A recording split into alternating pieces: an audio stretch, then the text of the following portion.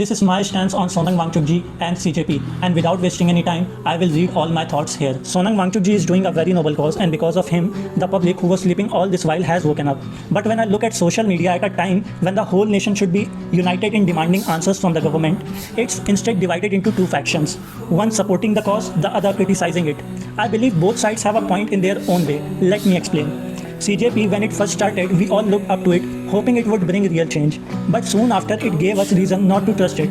It couldn't even hold the government accountable on one clear-cut issue, the paper leak, and now it's trying to take the multiple issues at once. This doesn't make the government look weak. It makes CJP look like it has no solid ground to stand on for its own demands. Some people quoted Gandhi and his principles, but I believe principles are meant to be held by an individual. It's a very personal thing, and you can't force it on others. Today's time is very different from the early independence days. Each person today has their own set of principles that they can justify to validate their beliefs. So if you think the government should follow Gandhi's principle and give in, you are heavily mistaken. Cockroach Janata Party lost credibility when it shared its stage with political parties like Aam Aadmi Party. If Aam Aadmi Party had done its job, it wouldn't have come to the common public to demand justice on this issue in the first place.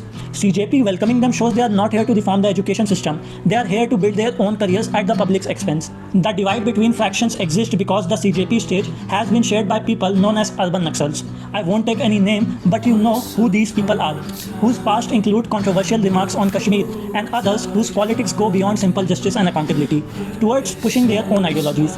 If CJP had the courage to keep such political baggage out and call out these associations, I would have respected their cause as genuine. But they failed to do that. So again, I support only Sonam Wangchuk ji and no one else.